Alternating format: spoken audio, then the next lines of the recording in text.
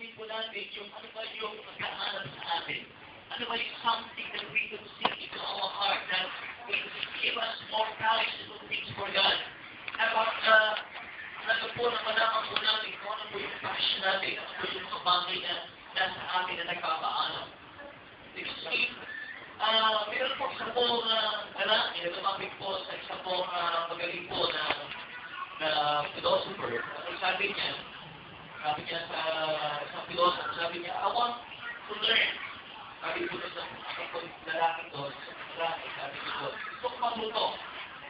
So, he came to one of the philosophers, sabi niya, I want to learn. Okay, I want to learn. Sabi po ng lalaki ko, yes, I want to learn. Kasi po ng lalaki ito, nung gusto matuto po doon sa ilog, sabi niya, what do you want? Sabi niya, I want to learn. And suddenly, lalaki ito bigla inilubog. At medyo nahiraw sa na. At makatapos doon siya, what do you want? Sabi niya, I want to learn. Hindi ko pumuling. So medyo naman ang open, makatapos siya, sabi niya, what do you want? Sabi niya, I want to learn. Hindi ko pumuling. Sabi niya, pagkatapos ko siguro sa dami ng tubig, sabi niya, what do you want? I want hair. I want hair. So kasi po natin, passion is something that we bring, something that causes us to more intensifying in doing things for God. So yung umaga, gusto po paalaman po natin po yung what passion that we need to have in our life. Sabi po dito sa text natin binasa, Job also showed himself alive after his passion in many infallible proofs. Kasi po natin na God showed his power after his resurrection. Kasi po there's no greater power that is displayed when God is resurrected from the grave after living. When God is resurrected from the grave, he showed his mighty power. Kasi po yung kanyang sabi nga, there's no such power that can be displayed in the victory of the grave after the resurrection of Jesus Christ. The only power that is shown by the Lord is the resurrection power.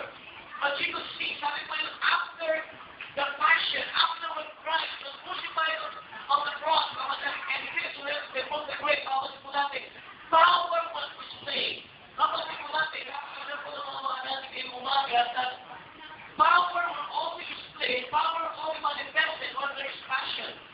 Nagkakaroon po ng pagkilos ng kapagalingan ng Diyos, magkikimala, kung ang bagay na nakikita po natin, lumalabas po ito, regarding to the cross of the passion.